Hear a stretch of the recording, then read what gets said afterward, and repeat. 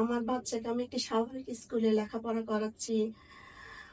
আর স্বাভাবিক বাচ্চাদের মতো ও কথা বলতে পারতেছে।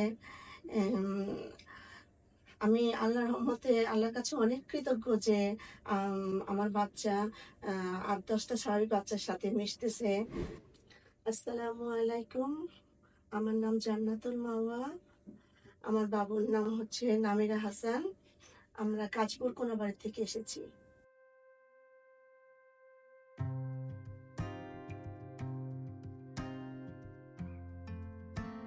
ওর বয়স যখন ২ মাস, তখন বুঝতে পারলাম যে কোনো শব্দ করলে পরে ও শুনতে পাচ্ছে না। আম তারপরে ভাবলাম যে কোনো প্রবলেম। বাচ্চা নিয়ে আসলাম পিজিতে। পিজিতে আনার পর ওনারা বলে দিল, "আচ্ছা আপনি ওকে মহাখালী সাইকে নিয়ে যান। সাইকে কিছু টেস্ট করাবে। টেস্ট করার পর বোঝা যাবে পরবর্তীতে ওর জন্য কি পদক্ষেপ নেওয়া হবে আমাদের কাছ থেকে।" ওর বয়স যখন ৪ বছর, ২০১৯ সালের ১লা জানুয়ারিতে ওর ককলিয়ার ইমপ্লান্ট করা হয়েছে। ১.৫ বছর থেরাপি দেওয়ার পরও আমি পাশাপাশি স্কুলিংটা ওকে করাই। যখন দেখলাম যে না, ও ধীরে ধীরে স্বাভাবিক হয়ে যাচ্ছে, চিন্তা করলাম যে না, ওকে একটা স্কুলে দেওয়া যেতে পারে। তারপর ওকে আমি একটা স্কুলে দেই।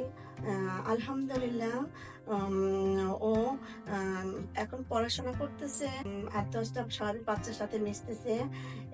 তার চেয়ে বড় কথা, স্কুলে প্রতি বছর ক্রীড়া প্রতিযোগিতায় অংশগ্রহণ করতেছে।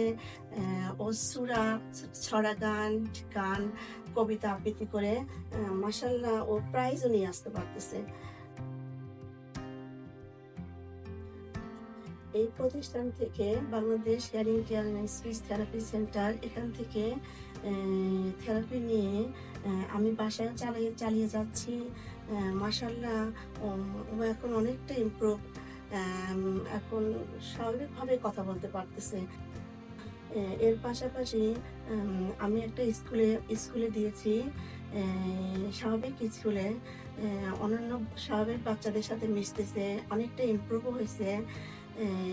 এর মাঝে মাঝে এসে আমি আপুর এখানে স্পিচ দিচ্ছি। আসলে কি স্পিচটা থেরাপিটা কেমন, কন্টিনিউ চালিয়ে গেলে বাচ্চার অবশ্যই উন্নতি হবে। একটা থেরাপি মিস মানে ১ মাস পিছিয়ে গেল। নিশ্চয়ই আমরা গার্জিয়ান এটা করব না। বাচ্চা ভালোর জন্য যতটা সার্বিক আমাদের করতে হবে। আসসালামু আলাইকুম। বিসমিল্লাহিররহমানিররহিম। আলহামদুলিল্লাহি রাব্বিল আলামিন।